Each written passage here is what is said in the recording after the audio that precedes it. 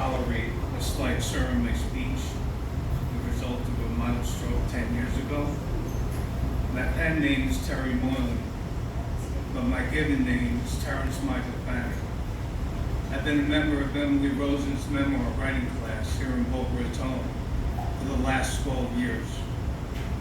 40 years ago, I made one of the biggest mistakes of my life. I was arrested for armed robbery on 2 pharmacies and received a 3.5 to 10-year sentence.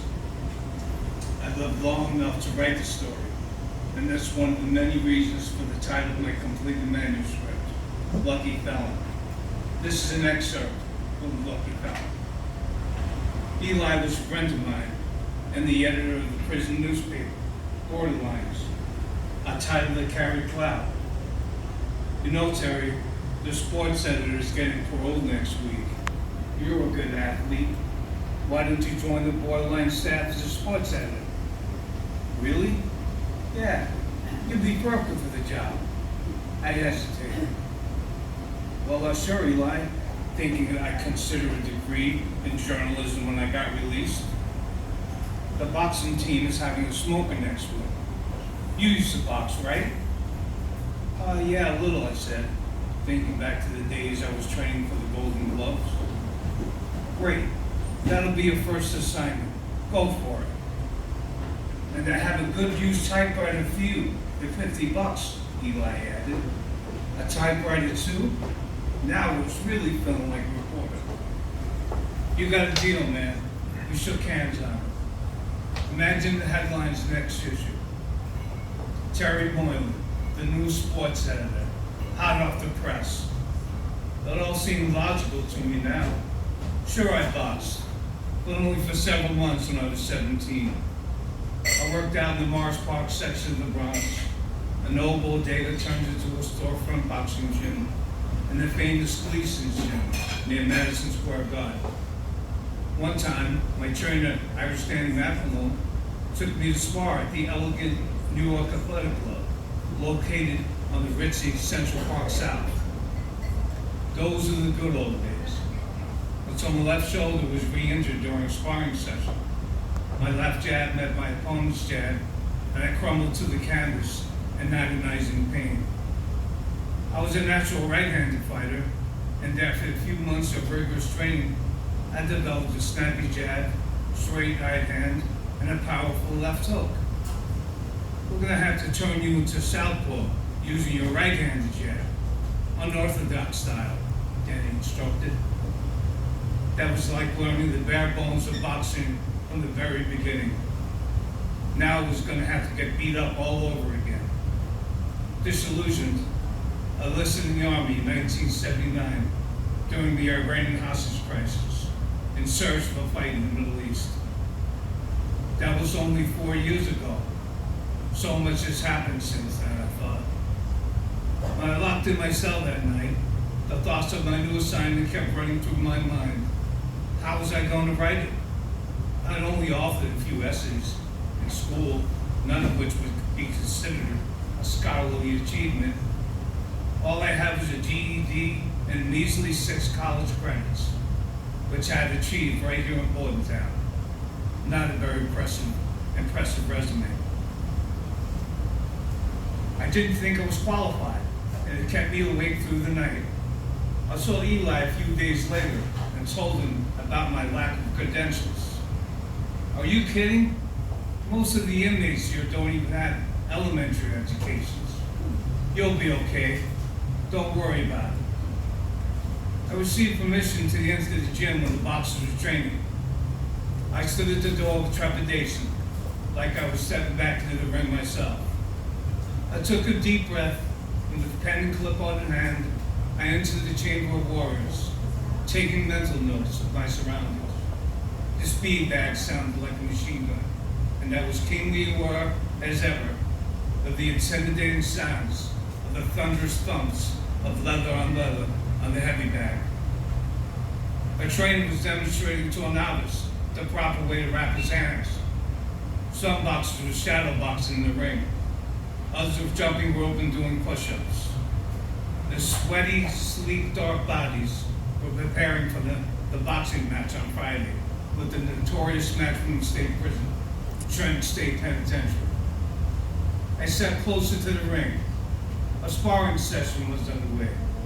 The trainer was barking out orders to his fighter. That's it, Johnny. Stick and move. Flick that jab out there. Don't back up. Don't be afraid to mix it up. That's it. You go, son. The bell rang. Johnny slouched on the stool and spat out his mouthpiece. The trainer gave him some water. You did great, champ. Busted up real good.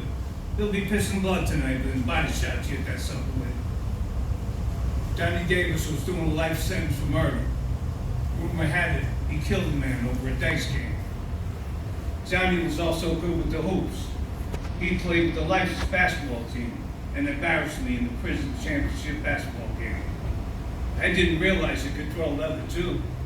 The young man had skills. Glancing over the corner of the gym, I saw Joe Pridgeon, the boxing team's top trainer, slumped on a stool, drooling from the mouth in the nod. He probably shot a good bag of dope, I surmised. I returned to my cell and immediately began typing the beginning of my story. Eli told me I would have access to the training room 15 minutes before the fight began. He couldn't attend the night's bouts because he had to go interview the infamous cop killer, Tommy Tarantino.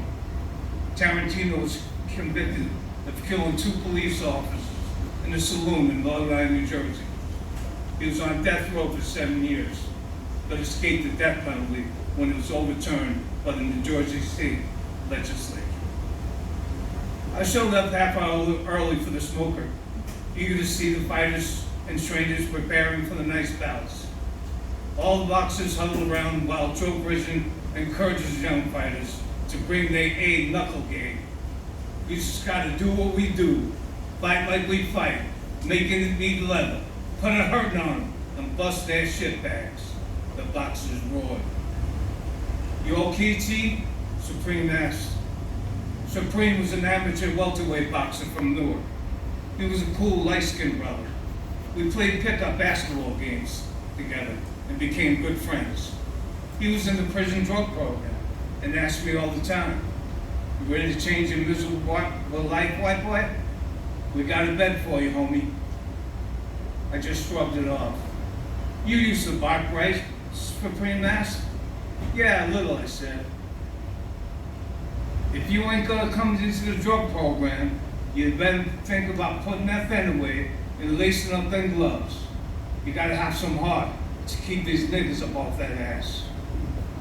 He strutted away to prepare for the night's boxing match, leaving me yearning to get back in the ring. I took my seat in the stands. The gymnasium was jam-packed as the fighters climbed into the ring. The New Jersey Boxing Commission appointed a well-known professional referee, Richard Steele, whom I often saw on television. An in-ring announcer introduced the fighters, and Richard Steele brought the boxers together in the center of the ring to read them their last rites. But wait a minute, shut the kitchen door. The prison homosexual, Little Bit, was walking around the ring, holding up the sign reading round 1. He was dressed in drag, hot pants, netted pantyhose, lipstick, earrings, the whole gizmo. Pandemonium ensued, whooping, whistling, and hollering catcalls. Yo, you's a fine bitch, Little Bit, you hoe, someone hollered. The crowd laughed as I sat there in shock. They clamored more for Little Bit than the Bordentown boxers in between rounds. I returned to my cell that night to write the column while it was fresh in my mind. The headlines would read, Little Bit, a knockout with Bordentown's boxer.